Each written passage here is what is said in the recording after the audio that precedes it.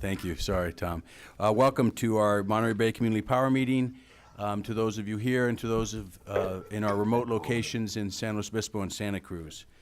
The time is 10:32, and Clerk, would you like to call roll, please? Thank you, Acting Vice Chair. Palacios, attending remote location in Santa Cruz. Palacios, can you hear? Okay. Yeah. That works. Can they hear? That works. Dettel, attending from remote location in Santa Cruz. We have no audio. No audio. They're here, but no audio. They'll work on that for right now. Videz. Jordan. Here. Bauman. Uslar. Here. Long. Espinoza. Hill is currently absent but on his way. Acting Vice Chair Pia. Here. And Chair Mendez is absent. Thank you. So I'll ask all of us to stand, and we'll lead we can do it jointly, the Pledge of Allegiance. I pledge allegiance to the flag of the United States of America and to the republic for which it stands, one nation, under God, indivisible, with liberty and justice for all. This is the time on the agenda where we have public comment for matters not listed on the agenda. This provides an opportunity for members of the public to speak. Do we have anyone, and we have the remote locations as well. Please. Yes, Kevin Dayton representing Clear, Honest Options and Clean Energy. A couple things of interest going on. Tomorrow, the Fresno City Council will be having a workshop about getting involved in community choice aggregation. And I don't know what the long-term plans are for expansion of Monterey Bay Community Power. I personally think that the city of Fresno would find it much more advantageous to sign on to a group like Monterey Bay Community Power than to try to start their own one or to try to create a joint powers agency with all of the little towns in the San Joaquin Valley. So as you look at future visions for expanding, take a look at what the city of Fresno is doing. Once again, they have a workshop tomorrow. Secondly, I know you had a closed session meeting a couple weeks ago, apparently regarding PG&E. I encourage you to look for opportunities as you think about your visions for possibly during that bankruptcy process, looking for opportunity to obtain some of their infrastructure. In particular, I have no idea for the Diablo Canyon nuclear power plant what the assets and liabilities are of that. But boy, that would be big national news if a community choice aggregation agency ended up having those assets and managing them. I know it would be a lot of work, but boy, what a step that would be. So please consider these as some of your long-term visions as you move along. Thank you.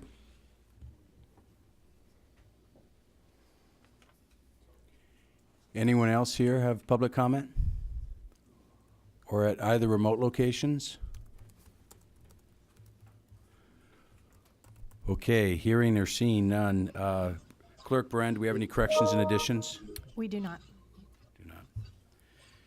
Okay, next on our agenda is a presentation regarding Monterey Bay Community Power's fiscal year 17-18 financial report with Brett Bradford from Pizenti and Brinker. Good morning, everybody. Morning. My name is Brett Bradford from Pizenti and Brinker. We're currently working with about 5 CCAs in Northern California, and happy to be here for the first time with Monterey Bay. Just about 10 slides here, but the purpose of my presentation, of course, is to have two-way information exchange, so please feel free to interrupt me at any time. The first slide here just revisits some of the roles and responsibilities between what the auditor does and what management is responsible for. So management's responsible for preparing the financial statements and establishing a system of internal control around financial reporting. And then the auditor is responsible for auditing the financial statements. And of course, we can't be responsible for preparing them because then we wouldn't be independent. And of course, Tiffany and her team, as well as Maher, prepare the financial statements. So So I won't bury the lead. Maybe I should put this slide first next time. The audit is complete, and we reported an unqualified opinion, which means that based on our audit, the financial statements are materially accurate. And we also noted no significant deficiencies or material weaknesses in internal control. So that it's not stated in our audit opinion at the front of the financial statements, but if we had noted anything in that regard, we would be required to make written communication to the board about that. But again, nothing like that was noted during the process. This slide takes us a little bit through how we conduct our audit. It's a risk-based audit that we use in accordance with the auditing standards. And our risk assessment procedures include, we gain understanding of the entity's operating characteristics, practices, and procedures. We're pretty familiar with that at this point, working with several other CCAs. We compare that to our knowledge of similar entities, industries, and professional guidance. And then we review the procedures and controls surrounding the significant transaction cycles and business processes.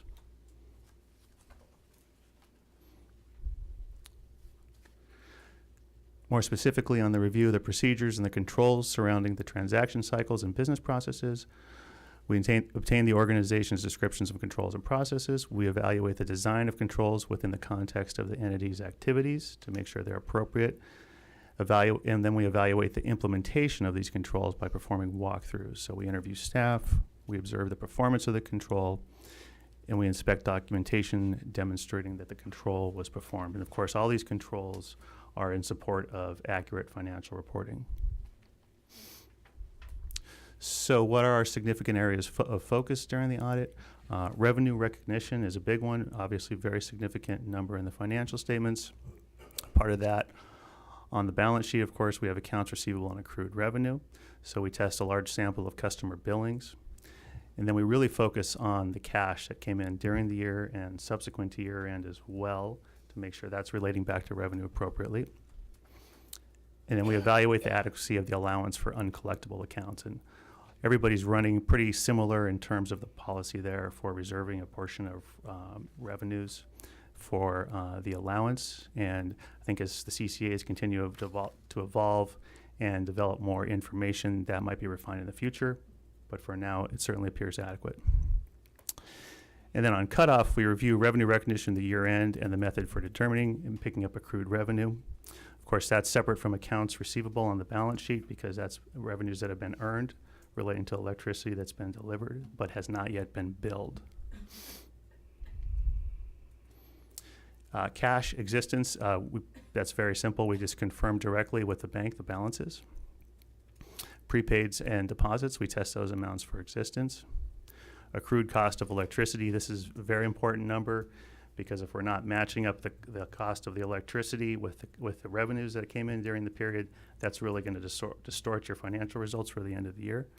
So we look at that by reviewing subsequent bills from electricity providers and cash payments, and then we also perform analytical procedures, tracing payments through to the electricity providers and making sure that the cutoff there is correctly with the year end of 9/30. Notes payable, not too much activity there, although we do verify the loan activity and the payoff. And then lastly, we look at the financial statement note disclosures and make sure our job is with auditors to make sure that they're complete and without bias. Of course, those disclosures are driven by GAAP for governmental entities. GAAP being generally accepted accounting principles. So the next few slides are some communications that we as the auditor under the professional standards are required to make to the board. Some of them sound a little duplicative or a little redundant. Nevertheless, here they are. Significant accounting policies adopted by the organization through the periods audited appeared appropriate and consistently applied. Nothing weird in terms of how they were treating anything. We didn't identify any alternative treatments of accounting principles for material items in the financial statements. Also good. This is kind of a big one. We did not propose any adjustments to the financial statements. So that means during our audit procedures, through everything the tests we performed, we didn't identify anything that was material that would require us to propose an adjustment. And then we did not identify any significant or unusual transactions or applications of accounting principles where a lack of authoritative guidance exists. we didn't see anything, any activities that we couldn't discern the business purpose for, essentially what we're getting at there. This is a nice one too. There were no disagreements with management concerning the scope of our audits, the application of accounting principles, or the basis for management's judgments on any significant matters.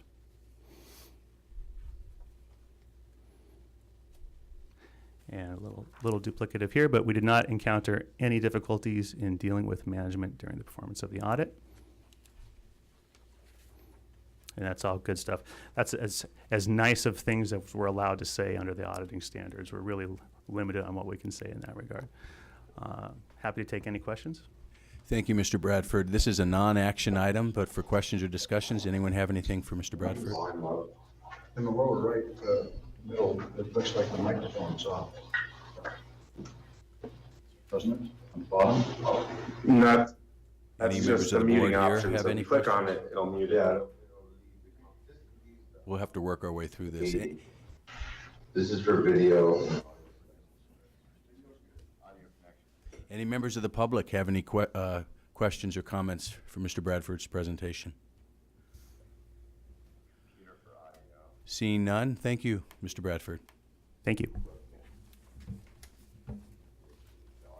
Next up is our approval of the consent agenda. Items 5 through 8 in our agenda. We'll do one motion.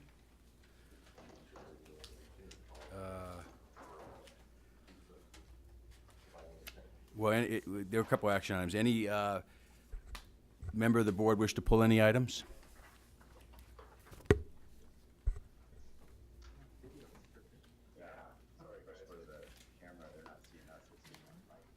Seeing none, is there time? Is there public comment for any consent items?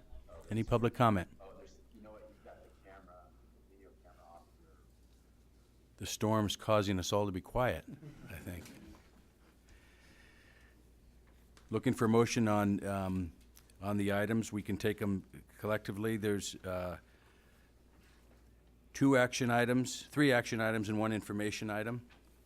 Do I have a motion? Hans?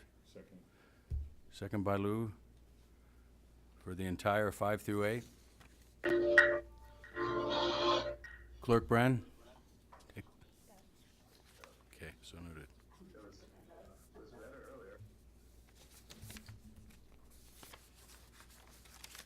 So while we're waiting for sound, you know who these people are? Okay, next on our, They were talking about the audit, so they were on item number 4. Right.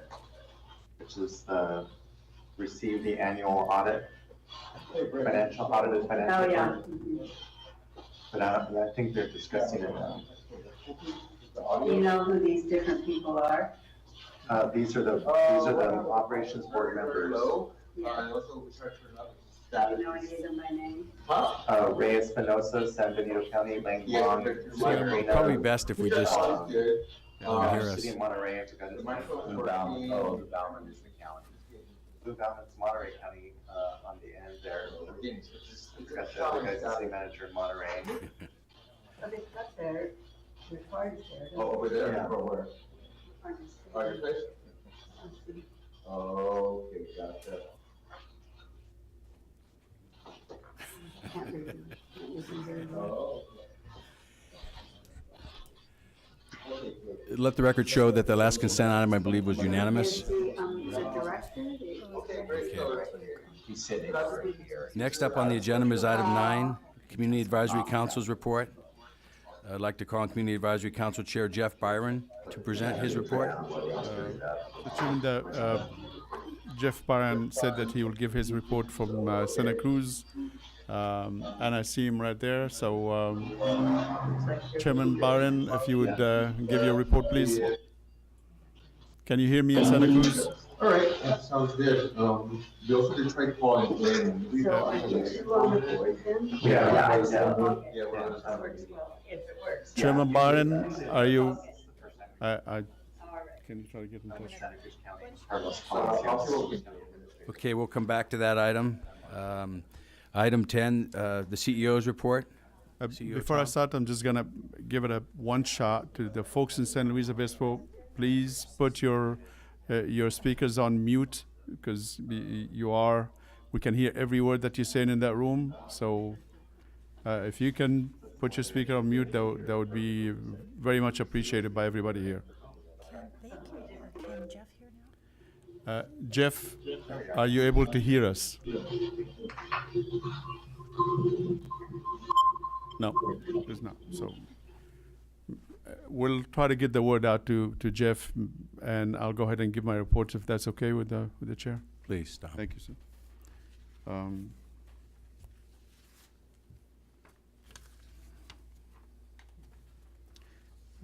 Just a quick Stefan update, which usually I try to start my report with. We've joined us is Alexis Garcia, and he's an Energy Public Engagement Associate. He's working with us for the next few months on a part-time basis, then eventually will go to full-time within the next 6 months. Glad to have him. He's been with us as an intern for I think probably roughly a year, or probably a little less. So happy to keep him with us for the future. Second thing that I want to update you on is the PG&E reorganization. As you probably know, the PG&E filed for reorganization on January 29th. On that day, they had a number of motions that they submitted, and one of those motions was basically to continue paying us our revenue that they collect on our behalf on daily basis, to continue that uninterrupted. 2 days later, the judge ruled on a motion and agreed to it. And a couple of days later, the money started flowing back again. We do receive on daily basis revenues coming via PG&E. They collect on our behalf for the generation expenses, and they remit it to our banks. So when they filed for bankruptcy, there was a disturbance about 5 days where they stopped moving the money into our banks, but things got resolved and everything is going fine so far. I believe that motion and the judge's ruling on it is preliminary, and it becomes final on February 27th, pending any objections that will come from other parties. We don't see that as a possibility at this point. I have a very, very low probability that anybody's going to object to having PG&E move that money again to our banks.